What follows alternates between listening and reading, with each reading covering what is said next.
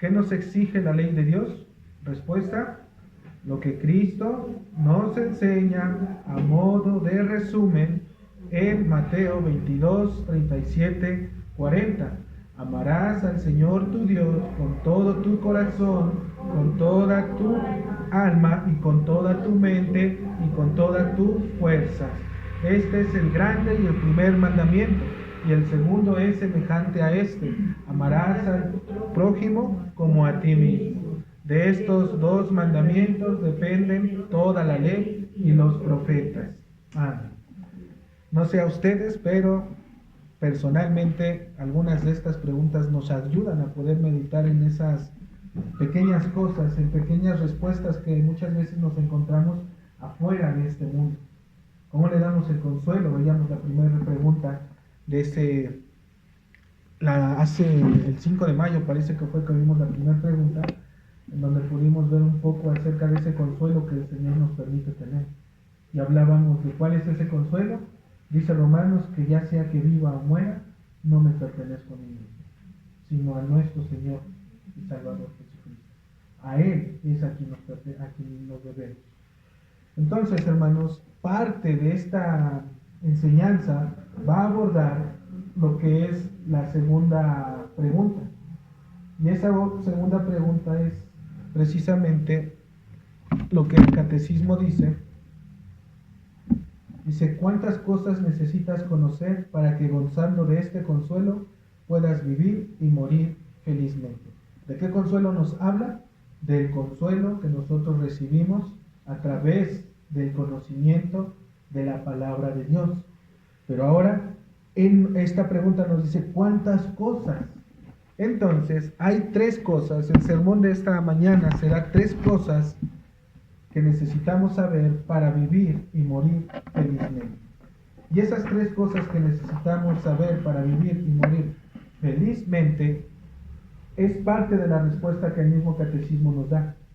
Entonces, como introducción, mis hermanos, antes de iniciar en estas tres cosas que necesitamos conocer para vivir y morir felizmente, es necesario hacer un recordatorio precisamente de la fidelidad de las promesas que Dios nos ha dado por medio del Evangelio de nuestro Señor Jesucristo.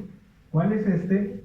Desde su nacimiento, desde la promesa que Él venía, su nacimiento, su vida, su muerte, su resurrección y la ascensión a los cielos. ¿Para qué es esto, mis hermanos? Para que la vida del creyente pueda gozar de este consuelo. Pues todos aquellos que le han recibido, le pertenecen, son de su propiedad. Y como dice la Escritura, nadie en esta vida, nadie los va a poder arrebatar de las manos de nuestro Señor. Por lo tanto, Él ha prometido dar consuelo mediante el conocimiento de la verdad de esta vida y de la venidera. El hecho de saber que nosotros, al ser llamados por Cristo, tenemos asegurada la vida eterna, hermanos, debe de venir a refrescar nuestras almas y darnos paz en este mundo. ¿Por qué? Porque dejamos de vivir como antes vivíamos. Y ahora lo que vivimos, lo vivimos para la gloria de Dios. En lo poco o en lo mucho, Dios debe de ser glorificado. Y no solo eso, hermanos, sino que además Él mismo ha desplegado toda la gloria de su poder, y no solo eso, sino aún de su propia providencia, para preservar a todo aquel que en Él cree. ¿Qué es esto? Que Dios ha ordenado todas y cada una de las cosas hasta el día de hoy, hasta el día de mañana y hasta el día en el cual Él nos llame, en las cuales Él mismo ya ha interferido. ¿Para qué? Para que tú seas preservado, para que seas guardado de todo aquello que quiera, decimos quiera porque realmente no se puede, apartarte del camino del Señor. ¿Sí? Entonces, ¿hasta qué punto? Hasta la manifestación de la segunda venida de nuestro Señor. Ya sea que venga antes o que nosotros partamos a este mundo, Él ha prometido que nos va a preservar. Él nos va a guardar. Y por lo tanto, mis hermanos, nosotros debemos hacer una pregunta: ¿no es glorioso esta preservación de nuestro Señor? ¿Acaso no es gloriosa la manera en la cual Él ha ordenado todas y cada una de las cosas para que hoy tú, yo y todos aquellos hermanos que hoy se reúnen puedan seguir caminando dentro de los mandamientos del Señor, simplemente porque Él ha hecho una obra total en el corazón de los creyentes. Él ha prometido y ha jurado por su propio nombre que habitaremos con Él para siempre, por la eternidad, hermanos. Siéntanse seguros de que si ustedes son llamados, estarán y despertarán delante de la presencia de Dios en aquel día que Él nos llamare. Es por esta misma razón, hermanos, que también es necesario recordar mediante la palabra de Dios que sus promesas siempre van a permanecer fieles. Ninguna de ellas se ha quebrantado, ninguna de ellas ha quedado a medias. Todas y cada una de las que Dios ha dado a través de su palabra se han cumplido, y aún aquellas que están pendientes se van a cumplir en los tiempos de nuestro Señor. Prueba de ello es precisamente el recordatorio. ¿Para quién? Un recordatorio para aquellos apóstoles que estaban en ese momento con nuestro Señor Jesucristo, cuando en Lucas 24:27 Él les recuerda acerca de la anunciación que las Escrituras y la ley daban acerca de Él desde el tiempo antiguo. Pero también es una invitación para nosotros hoy en nuestros días, en donde Jesucristo les declara la manifestación de su propia providencia a través de toda la historia del pueblo de Israel. Si nosotros vamos a Lucas 24:27, hermanos, solo para podernos dar una idea de qué es lo que dice el texto. Lucas 24, versículo 27, dice la palabra del Señor: y comenzando desde Moisés y siguiendo por todos los profetas, les declaraba en todas las Escrituras lo que de Él decían.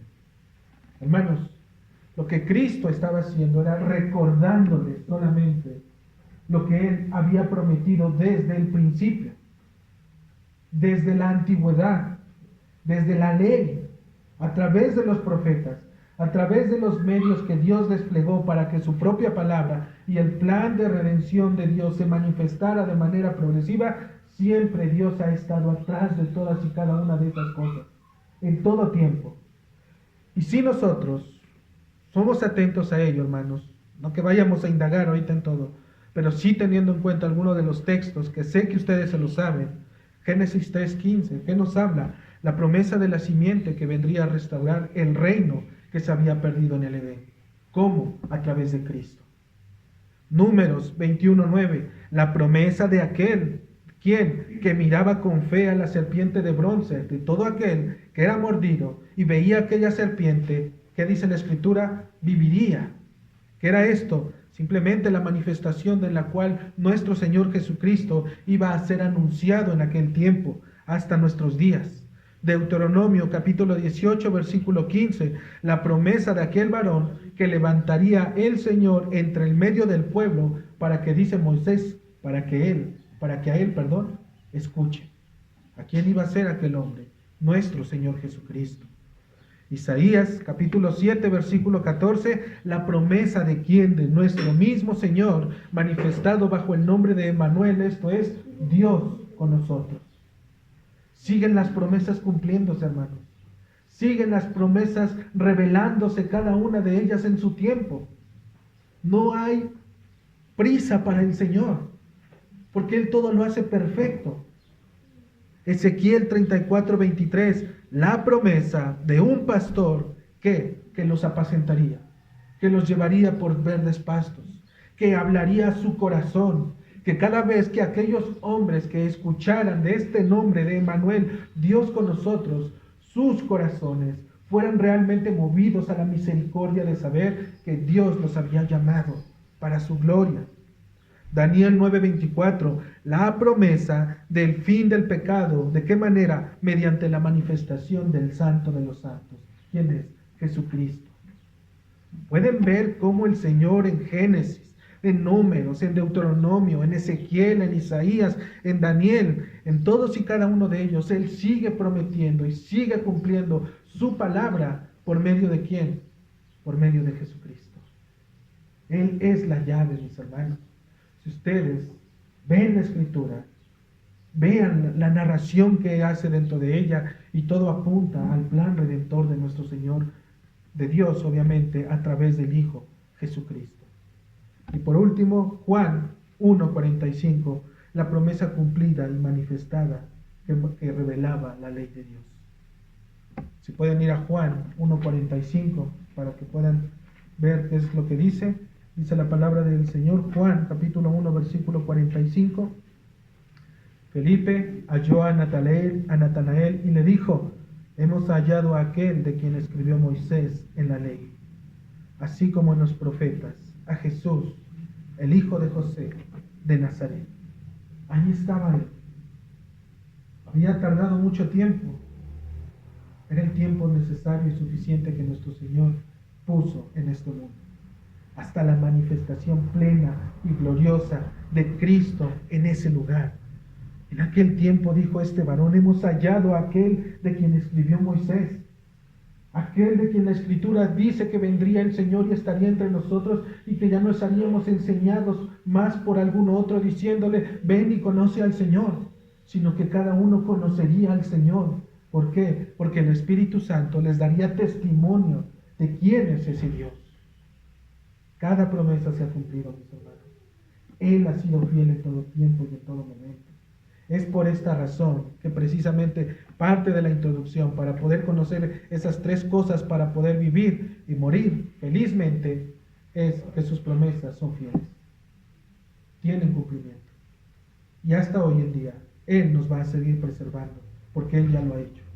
Y no solamente acabó hasta ahí, sino que Él dijo que todavía vendría en aquel tiempo. Hay todavía promesas que deben de cumplirse, y mediante las cuales nosotros debemos de descansar, sabiendo que están cerca todas y cada una de ellas. Cada una de estas promesas, hermanos, el Señor mismo las ha manifestado en su tiempo, y ninguna de ellas, es lo que decíamos, ha faltado. Es por eso, que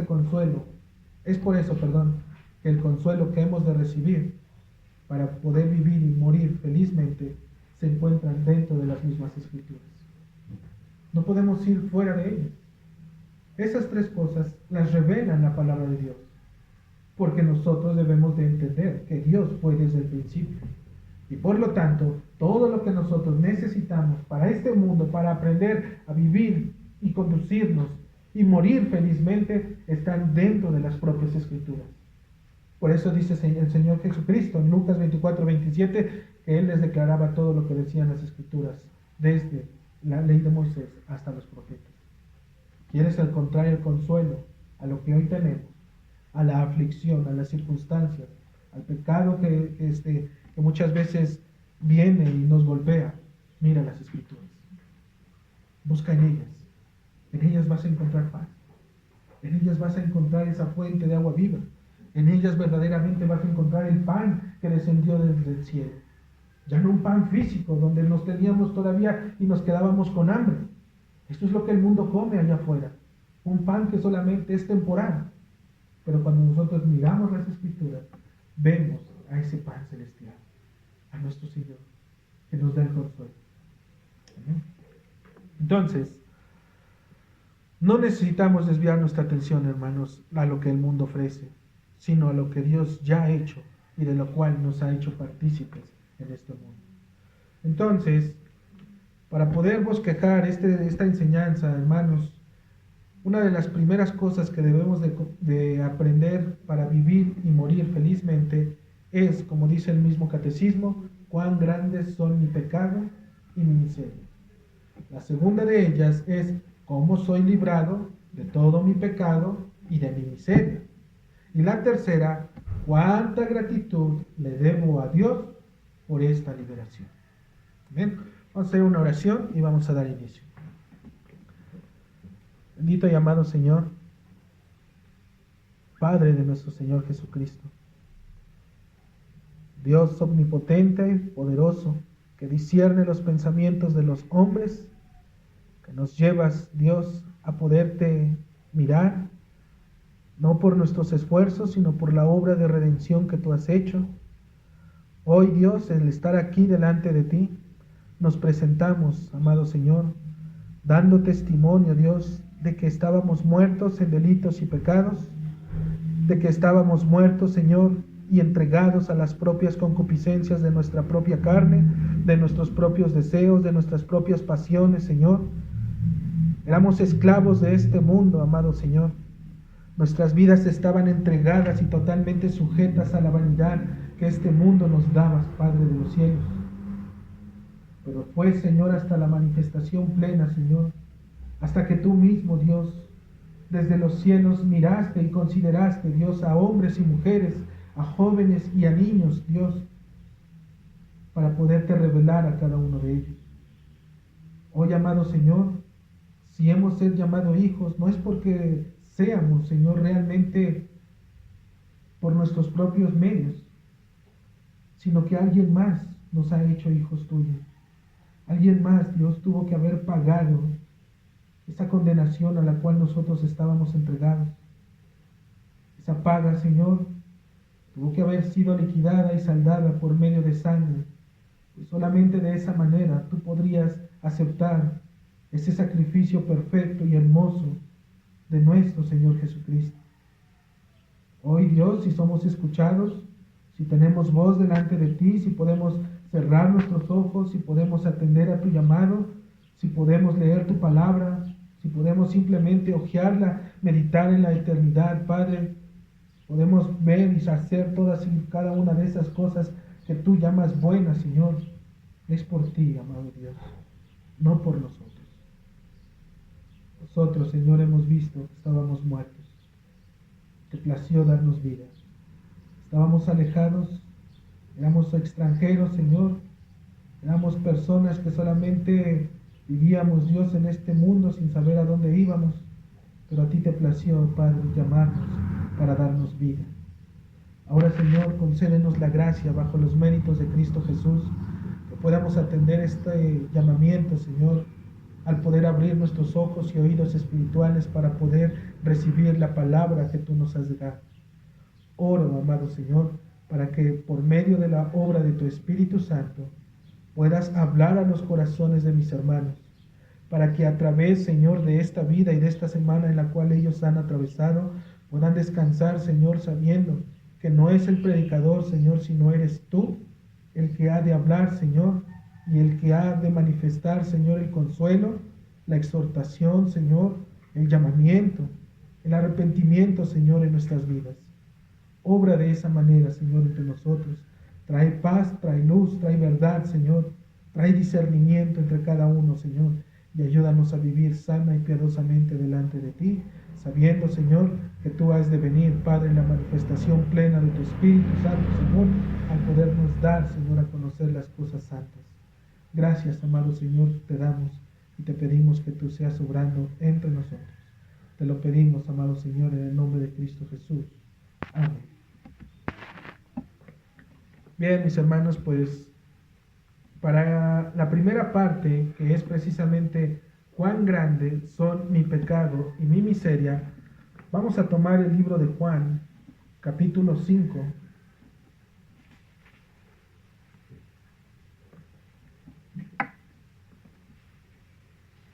Juan, capítulo 5.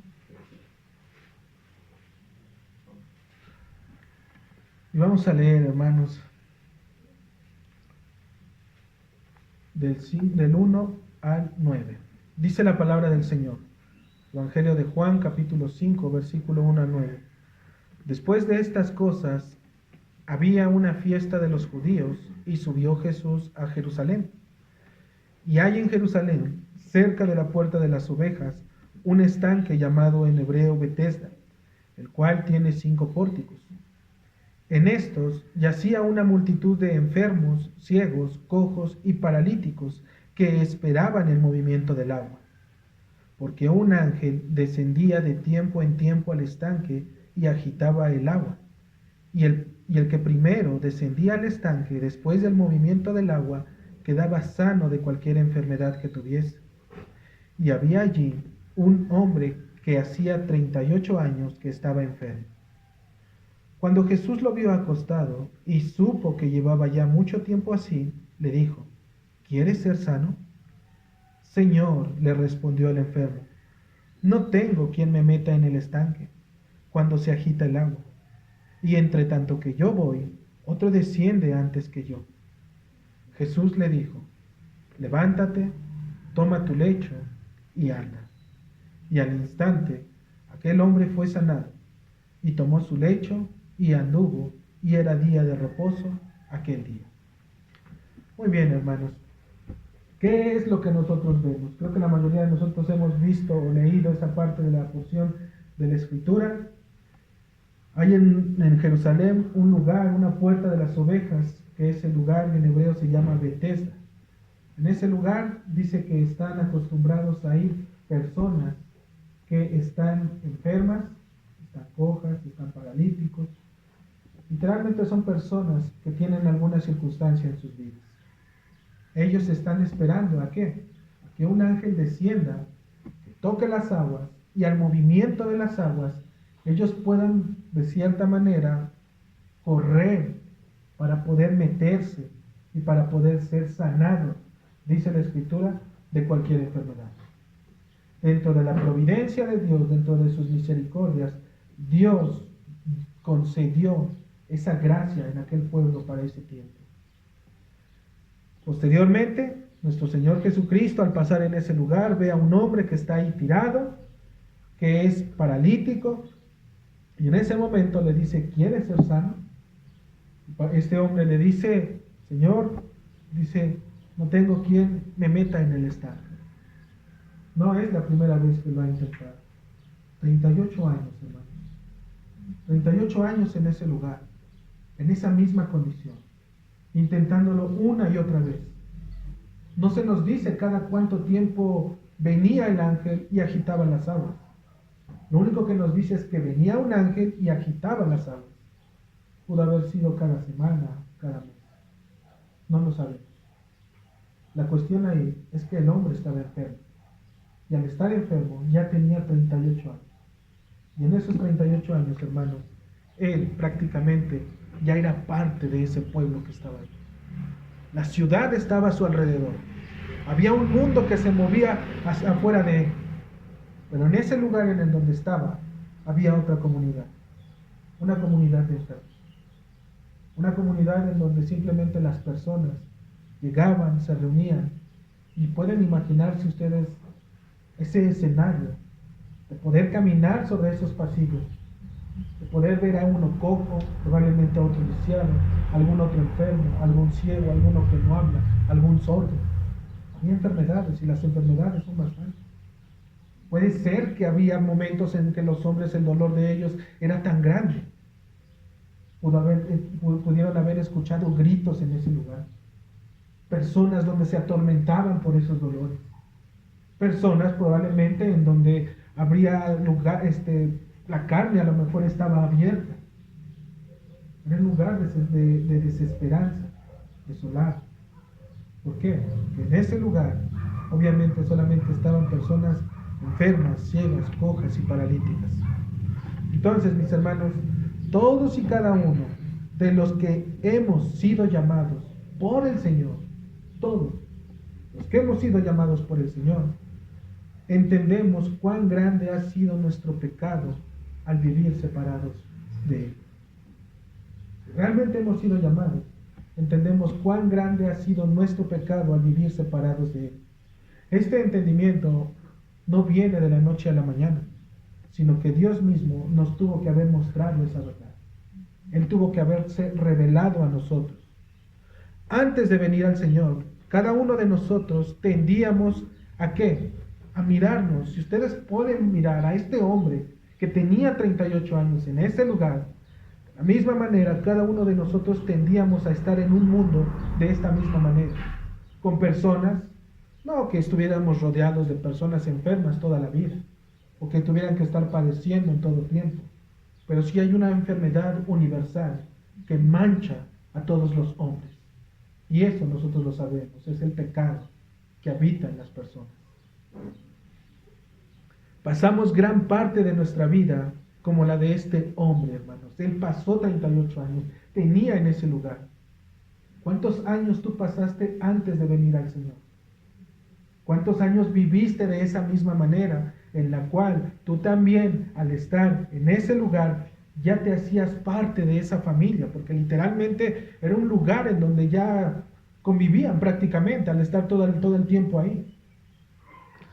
Entonces, este hombre al estar en ese lugar, al llegar ahí, primero llegó sin conocer a nadie como cada uno de nosotros.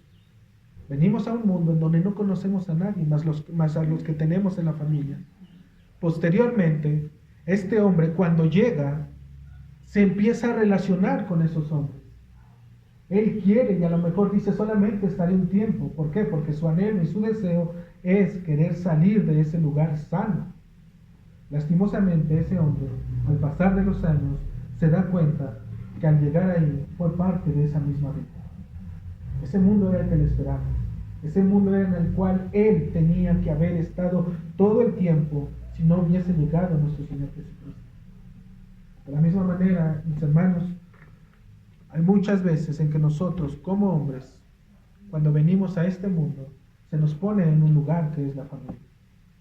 Pero cuando empezamos a crecer, cuando empezamos a querer o a sentirnos mayores, hablando a los jóvenes, empezamos a querer a tomar nuestras propias decisiones acerca de con quién nos queremos juntar.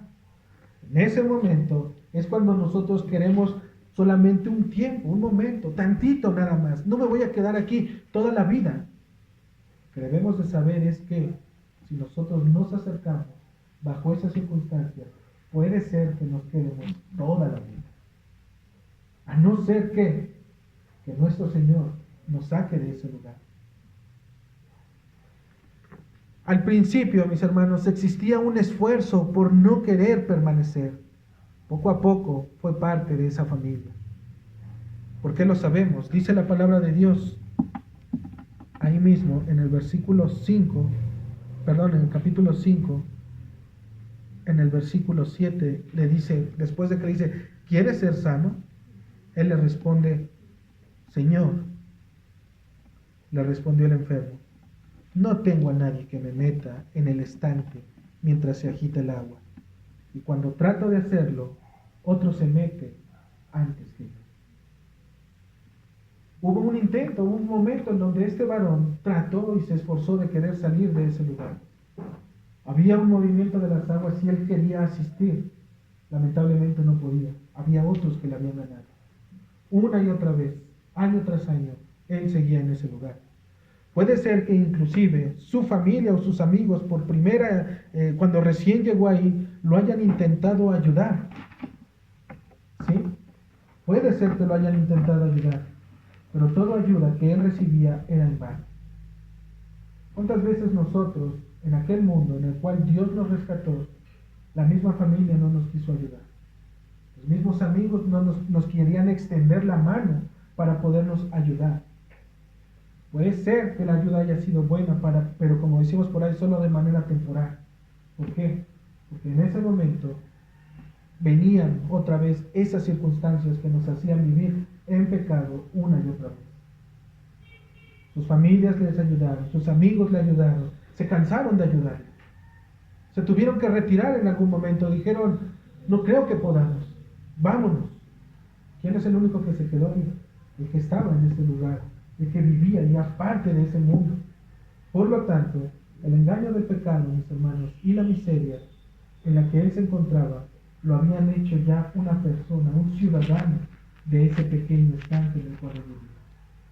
Nosotros también somos ciudadanos de un mundo que lastimosamente está corrompido. Es un mundo en el cual la violencia, la perversión, el pecado luce en todo tiempo y en todo momento. El pecado está siempre a la luz. Salimos y escuchamos las cosas que las personas hablan. Estamos en casa, a lo mejor vemos televisión y vemos nuevamente el pecado en el mundo en el cual él está. Estamos sumergidos en ese mundo, amados hermanos.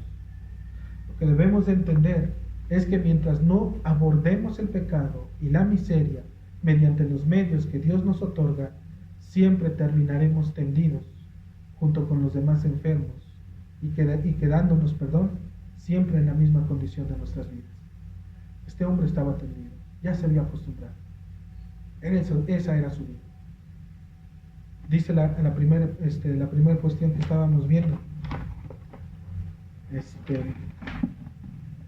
Cuán grandes son mi pecado y mi miseria. Esa es la primera condición que debemos de ver. Cuán grandes son, hermanos. El simple hecho de saber que nosotros estamos en este mundo ¿sabe? Que estamos en este mundo. Y una vez que estamos en este mundo, nuestra condición es precisamente semejante a la de este varón, al estar tendidos en un lugar en donde por más que nosotros quieramos, dicen por ahí, echarle ganas para poder salir, no vamos a poder. El mundo se ha inventado esa forma de querer salir. El mundo ha querido trazar la manera en la cual pueda traer alegría a su vida o a su alma. ¿Para qué? Para que de esa manera ellos puedan gozar de una alegría, pero que solamente es temporal. Pero cuando el Señor se manifiesta a nosotros, es totalmente diferente. La segunda, mis hermanos, dice, ¿cómo estoy librado de todo mi pecado y mi miseria? Y para eso, si vamos a la Escritura, nuevamente Juan 5, versículos 6 al 8, dice, cuando Jesús lo vio acostado y supo que llevaba ya mucho tiempo, así le dijo, ¿quieres ser sano? Señor, le respondió el enfermo, no tengo quien me meta en el estanque cuando se agita el agua. Y entre tanto que voy, otro desciende antes que yo. Jesús le dijo, levántate, toma tu lecho y anda. La única forma en la que este hombre pudo ser librado de todo el pecado y toda la miseria, ¿cómo fue, hermanos? Fue mediante una mirada. Solamente fue una mirada. Solamente bastó que nuestro Señor mismo lo viera. Una mirada de Dios revelada en los ojos de la misericordia de nuestro Señor Jesucristo. Solamente bastó que Él pasara entre todos y cada uno de ellos. No fue necesario traerlo y jalarlo y empujarlo y decirle, tienes que ir. Es necesario que vayas. Vamos, te llevo. Vamos, voy por ti. Simplemente el Señor lo miró. Lo consideró. ¿Qué es lo que vio el Señor? Porque también debemos de mirar a las Escrituras como ellas mismas nos lo revelan, hermanos. ¿Qué es lo que miró el Señor? Él va pasando en aquel lugar, en la puerta de las ovejas, y ve a todos y cada uno de los hombres. Hay bastante trabajo para el Señor en ese momento. Pero el Señor no se va a ocupar a ir uno por uno. No. Él solamente mira a uno. Él solamente considera a aquel que Dios ha llamado. ¿Qué es lo que vio nuestro Señor? No miró a sus descendencias anteriores. No dijo, este viene de buena familia, este puede ser que sí me sirva para el reino de Dios. No miró tampoco su oficio. Wow, este varón o esta mujer le echa ganas, está esforzado, tiene trabajo, tiene esto, tiene el otro. Él puede ser un buen ayudante dentro del reino de Dios. No miró tampoco sus títulos o algún otro mérito humanista que lo haga galardonador de tan grande salvación. No miró nada de ellos, hermanos.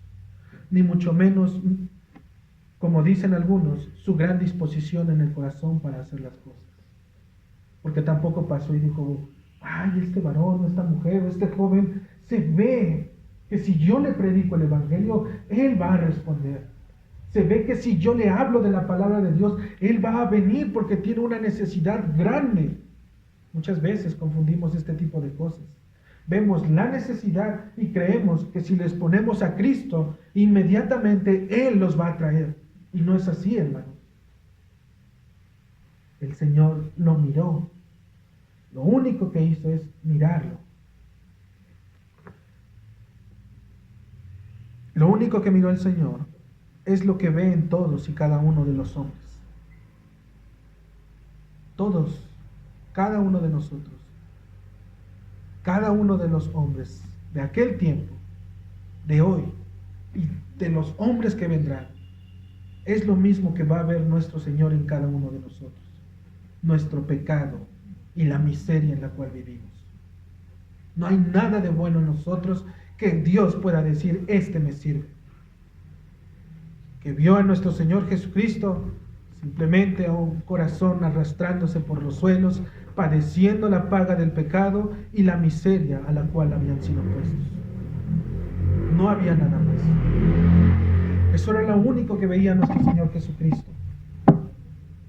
Había muchos hombres, estaban sus discípulos, pero Él tenía la mirada en uno solo, en un hombre pecador, en un hombre miserable, en un hombre que Dios podía hacer la gloria y manifestar su gloria para poderlo llamar y para poderle dar a conocer lo maravilloso del Evangelio que él estaba proclamando.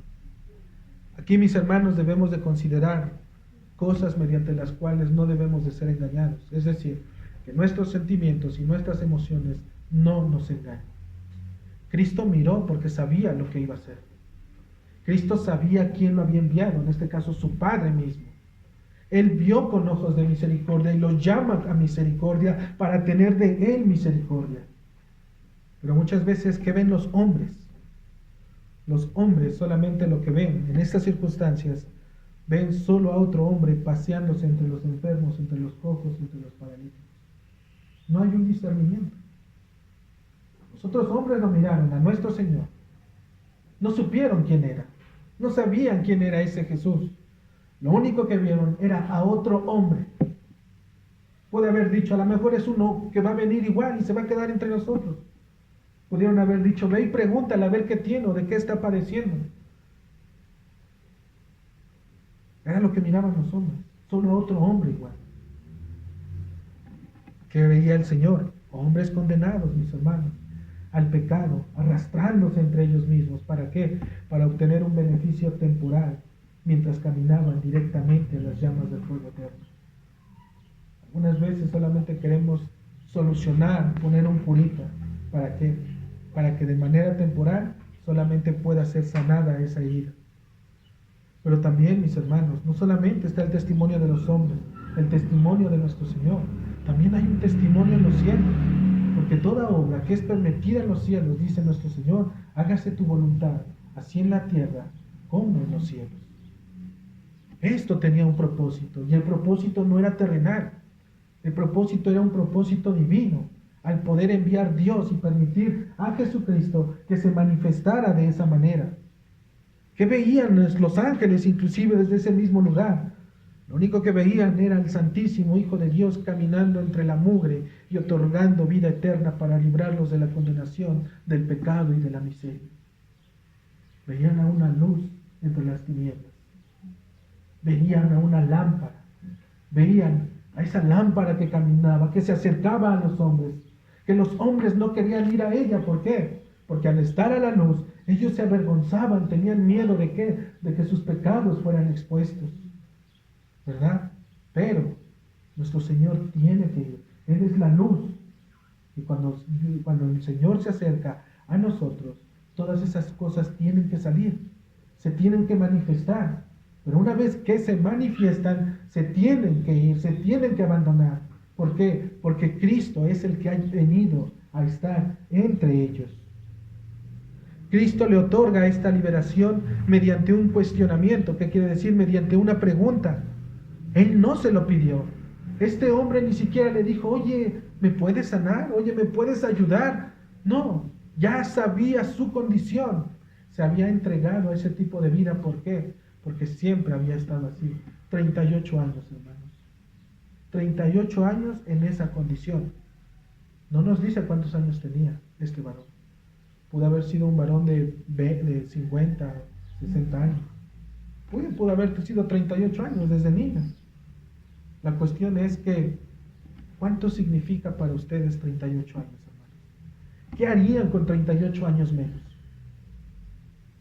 Grandes cosas, ¿verdad? Imagínense 38 años menos. Yo empezaría a nacer nuevamente, literalmente, tengo 38 años. Mis hermanos, a lo mejor los más grandes, 38 años menos. Vean nada más. Cuánta gracia del Señor. Pero este hombre le permitió al Señor estar 38 años en esa situación.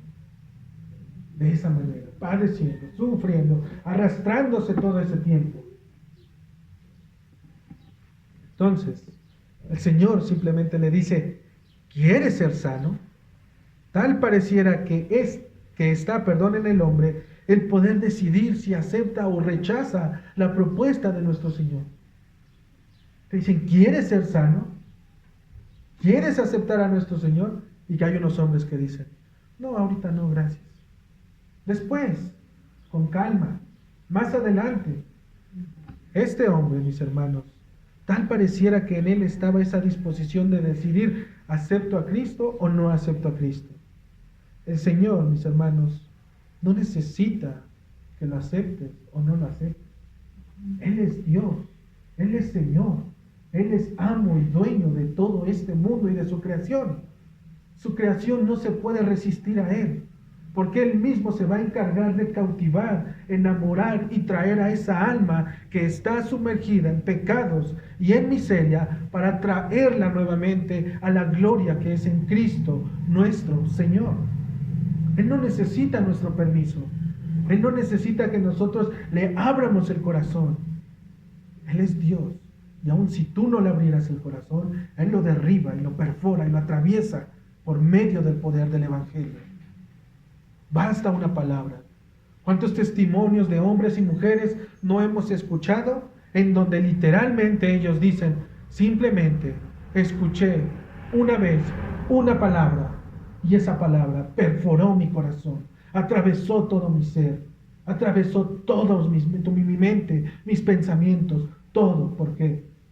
Porque entendió que el que le hablaba no era el hombre, sino Dios mismo. Este hombre, hermanos, le pregunta a nuestro Señor, ¿quieres ser sano? Lo que nuestro Señor necesita simplemente es un sí, Señor, o no, Señor. No hay medias tintas con nuestro Señor, con Dios mismo. La respuesta es sí, Señor, te seguiré. A donde quiera que me mandes, a donde quiera que esté, a donde quiera que vaya, te seguiré, Señor. Pero si tu respuesta es no, Señor, no trates de vivir una vida cristiana que no te pertenece. Porque esa vida cristiana solamente viene por la obra y la vida del Espíritu Santo, no del hombre. Por eso es que esto es maravilloso cuando nosotros venimos a Dios, porque toda la obra es de Él. De principio a fin es Dios hablándonos en todo tiempo. Pero en lugar de ello, hay muchas veces que decimos entre sí, Señor, o no, Señor, que este varón le pudo haber contestado. En lugar de ello, vemos una excusa muy sutil que él le dice, Señor, no tengo a nadie que me meta en el estadio. A lo mejor se escuchó, fueron palabras tiernas, suaves. Dijo, no, Señor, si tú supieras cuántas veces yo lo he intentado. No, hermano, si usted conociera cuántas veces yo lo he visto, yo le he dicho y demás. En el Señor solamente hay dos caminos, hermano. O eres de Él o no eres de Él. Decía este predicador, Juan Manuel Vaz, en este mundo todos tenemos un Padre, nadie anda huérfano.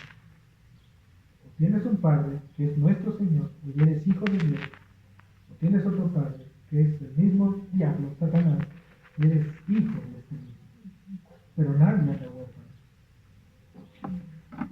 Entonces, la liberación del pecado y miseria, mis hermanos, viene mediante la aceptación, de la sanación de Dios mediante Jesucristo. ¿Cómo puedo ser librado de mi pecado y miseria? Mediante la aceptación misma al recibir a nuestro Señor Jesucristo. ¿Qué es esto? Mediante los medios que el hombre mismo cree. ¿De qué forma? A través del don de Dios que ha puesto sobre los hombres en la fe y arrepentimiento. Solamente de esa manera es que nosotros vamos a poder ser librados de nuestro pecado y nuestra miseria. La pregunta 3 va a decir, ¿cómo conozco mi miseria? Dice la respuesta, por la ley de Dios.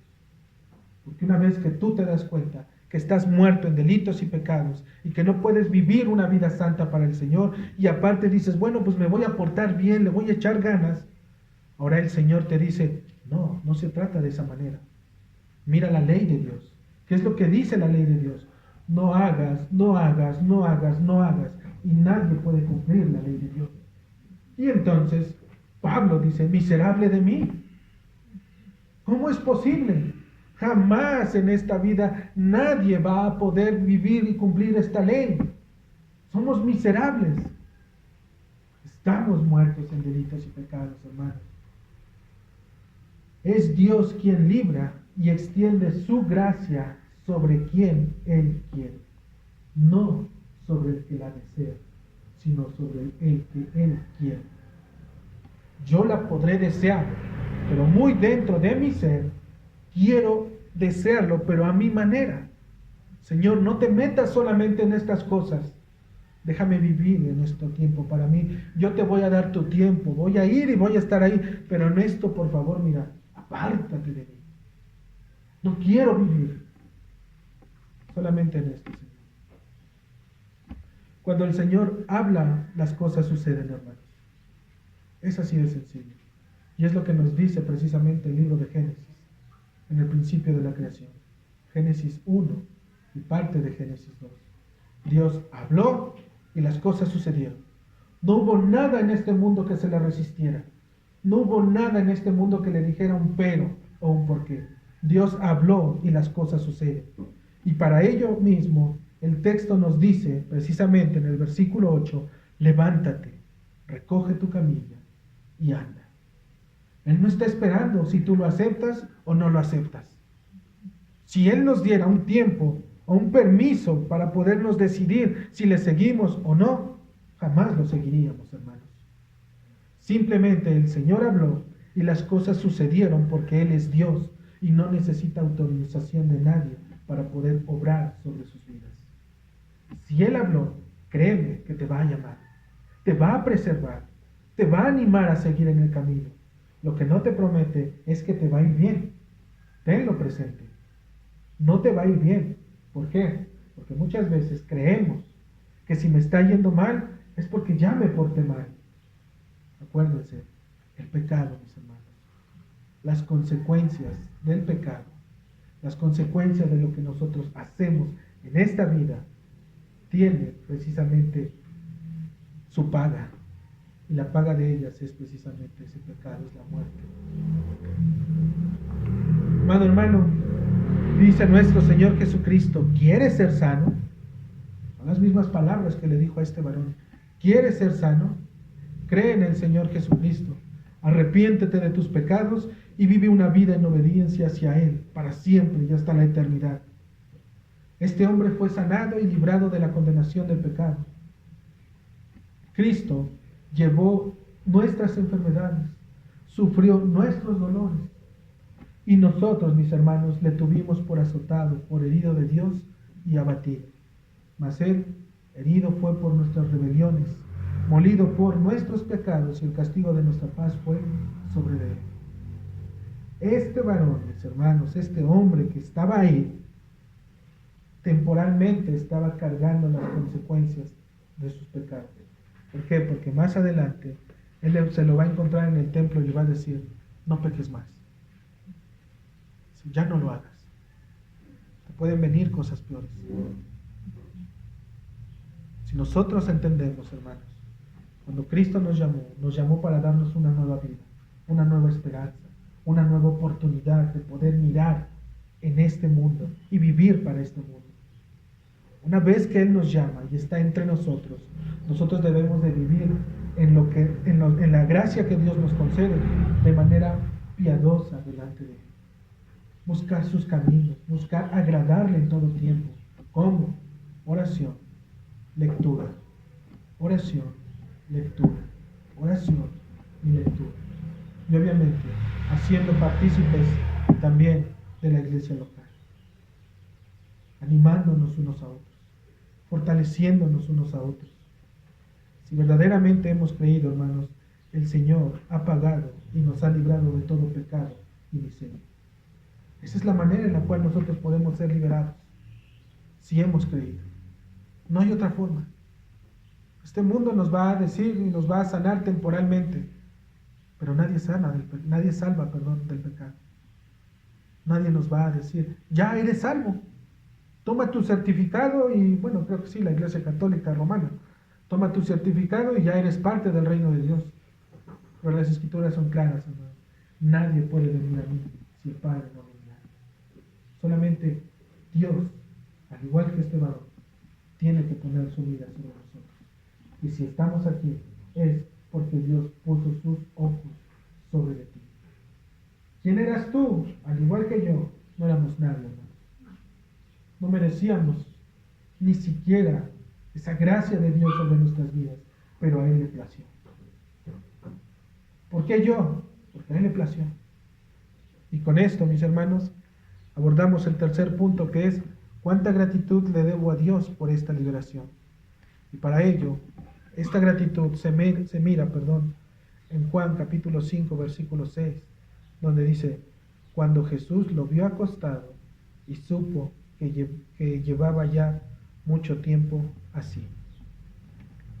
Hemos visto durante la enseñanza que el Señor sanó a uno de muchos, porque había muchos. La pregunta que debemos hacernos es, ¿por qué a Él? ¿Por qué específicamente a Él? ¿Acaso no había otros ahí en peor situación que este hombre que merecían ser sanados? ¿No había probablemente niños? Que pues son niños.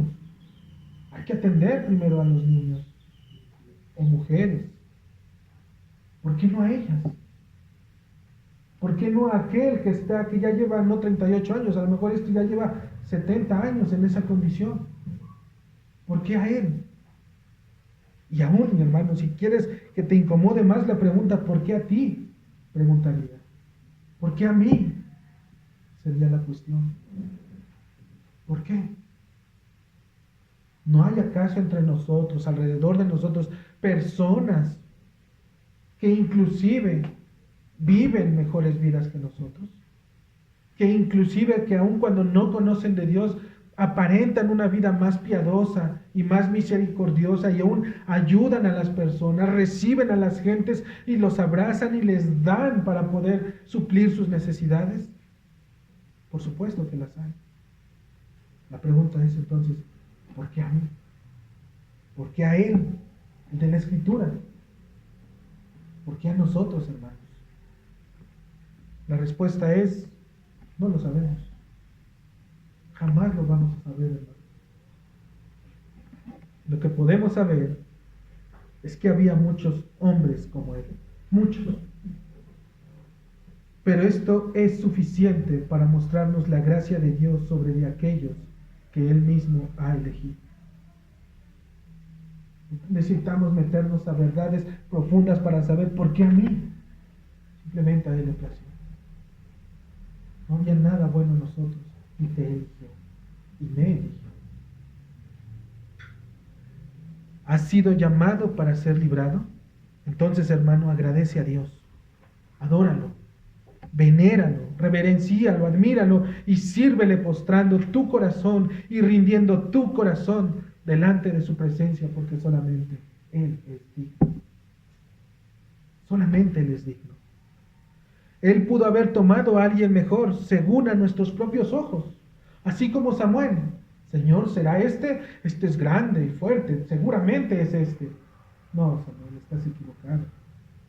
Samuel, parecía que eran las palabras de nuestro Señor Jesucristo. ¿Cuánto tiempo has estado conmigo y aún no sabes quién soy yo? Samuel, has recibido revelación de mí. Samuel, te he dado y te he puesto como profeta a un pueblo. Y no solamente eso, Samuel, te he puesto inclusive para que puedas ungir al primer rey que ha de gobernar sobre mi pueblo. Y no es posible, Samuel, que aún no sepas cómo es que miro yo. Yo no miro como los hombres. Yo no considero lo que tengo delante de mí. Yo no veo si son buenas personas. Yo no veo nada de eso. Es lo que ve el Señor, dice la Escritura, el corazón. El corazón, hermanos.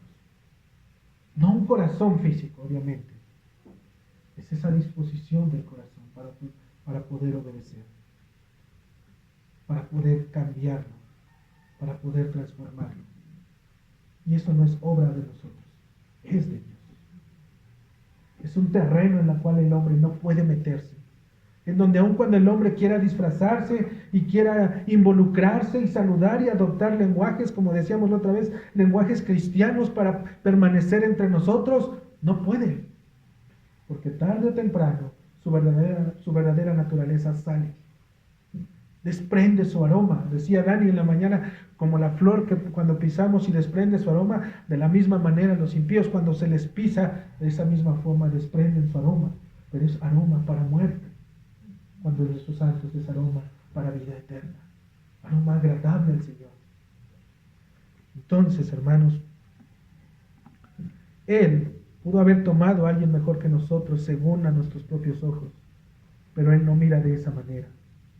Sus ojos no pueden mirar aquello que es corrupto y que está totalmente pervertido, sino solo aquello que es conforme a la imagen y semejanza de Él mismo. Solamente aquel que puede ser transformado. Sí, en este caso, mi hermano, a ti y a todos y cada uno de los santos que Dios ha llamado, es que nos ha mirado el Señor, quien día con día nos va transformando y nos va renovando en nuestro entendimiento. ¿De qué manera lo vemos, hermanos? Nosotros, si hemos sido llamados y si hemos sido verdaderamente afectados y entendido el llamamiento que Dios ha hecho en nuestras vidas, una característica y una marca que Dios ha dejado evidente es que hay un entendimiento de las Escrituras. Lo que antes, cuando tú a lo mejor, no sé si en algún momento leyeron alguna Biblia cuando no eran convertidos, pero lo único que veían eran letras y letras y letras y letras amontonadas y decían, Dios mío, sálvame, porque no entiendo nada, no sé ni de qué me habla. Ahora que tú has sido llamado, ahora que el Espíritu Santo ha venido a tu vida y que Dios ha puesto esa chispa de vida en ti, ahora cuando pasas las páginas de tu Biblia, empiezas a ver un poco de luz, un poco de verdad. Empiezas a leerla y le empiezas a tomar en cuenta y dices, esto ya lo leí por acá. Esto es lo que el hermano dijo, esto es lo que la hermana dijo, lo que vimos en la iglesia, lo que estábamos platicando. Pero oye, pero ya aquí yo veo más cosas. Sí, porque la palabra de Dios es inagotable. La palabra de Dios es para todo aquel que le busca verdaderamente, hermanos. Lo que antes para ti era imposible, al leer la Escritura, cuando veías Ezequiel o el libro de Apocalipsis, que son precisamente libros simbólicos y que tu mente no puede entender, como una carreta está jalada por un ángel que tiene una cara de águila, una cara de león, una cara de hombre. ¿Cómo es posible que se muevan a la par? Y en Apocalipsis, como un dragón va a perseguir a una mujer en todo este mundo para comerse su bebé. Cuando tú entiendes todas esas verdades simbólicas, sabes a qué se está refiriendo el Señor. Entiendes que hay una manera de poder interpretar las Escrituras. Hay una luz que viene a tu vida, hay una verdad que se desprende desde tu corazón, porque el Espíritu de Dios te ha tomado, te está transformando y tu pensamiento está siendo renovado día con día, hermano. Día con día te está llevando a poder mirar la obra de Cristo en todo tiempo, en todo lugar, a donde quiera que vas. Ya no ves a los hermanos, ya no ves la ayuda de la persona, ves a Cristo mismo extendiendo su brazo de poder detrás de todos y cada uno de aquellos que están contigo.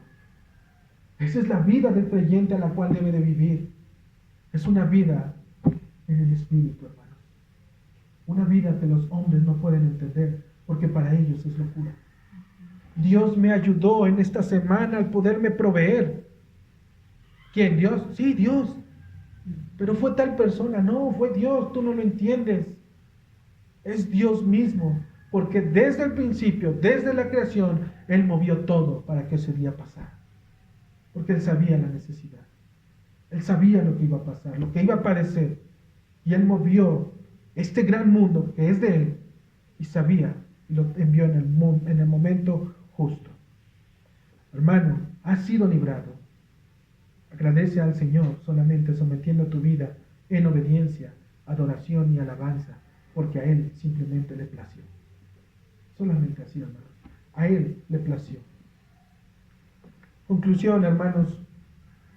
El pecado y miseria nos separan del Señor. Es algo indudable. Muchos de nosotros vivíamos cómodamente de las manos de ellos, del pecado y de la miseria. El señor pecado y la señora miseria. Jamás hubo un dolor por nuestras conductas pecaminosas. No había un sentimiento en nuestros corazones que nos hiciera hacer y avergonzar delante de Dios, sino que fueron los ojos del Señor que nos miraron y tuvo misericordia de nosotros, al revelarnos a aquel mediante quien tenemos y podemos ser librados de esta condenación. Su voz penetró en nuestras conciencias y en nuestros corazones, y nos ha llamado con lazos de amor para poder servirle. Es a Él a quien el mundo necesita conocer, hermanos. Tú ya lo conociste, tú ya gozas de esa libertad, pero el mundo la necesita conocer. Nuestras familias necesitan saber. Nuestros hermanos necesitan mirarlo. Cada uno de nuestros vecinos necesitan saber quién es este que nos ha librado de esta condenación y miseria. Este es a quien debemos de presentar como el único y verdadero Salvador, en quien nuestros corazones reposan, porque estamos en sus preciosas y hermosas manos. Solamente de Él. Él nos ha librado, hermanos, de ese pecado y miseria. Nos ha dado vida eterna. Y esta vida no te la va a arrebatar nadie. Nadie. Nadie te la va a quitar. Lo que pases, lo que suceda, las circunstancias, todo eso, nada te va a alejar de Dios. Pero lo que Dios sí nos demanda es que vivamos sano y piadosamente delante de Él, perdonándonos unos a otros, amándonos unos a otros, sirviéndonos unos a otros, porque en esto dice que se cumple la ley de Cristo. Amén.